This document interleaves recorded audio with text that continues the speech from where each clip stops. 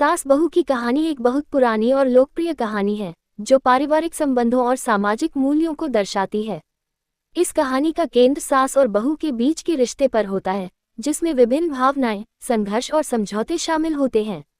कहानी। एक गांव में राधा नाम की एक महिला रहती थी जो बहुत ही नेकदिल और समझदार थी।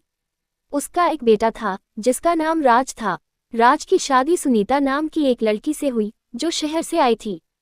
शादी के बाद सुनीता अपने नए घर में आए और राधा के साथ रहने लगी। शुरू में सब कुछ ठीक था, लेकिन कुछ समय बाद छोटी छोटी बातों पर सास और बहू के बीच तकरार शुरू हो गई।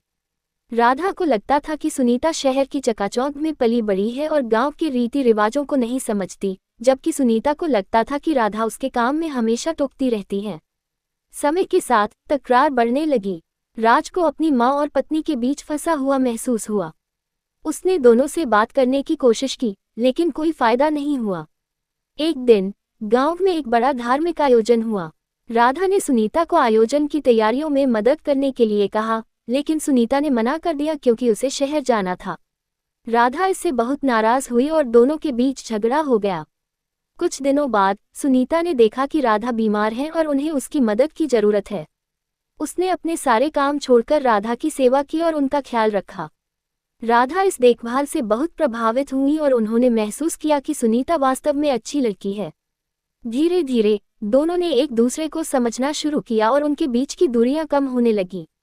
राधा ने सुनीता को अपनी बेटी की तरह माना और सुनीता ने भी राधा को अपनी मां की तरह सम्मान देना शुरू कर दिया।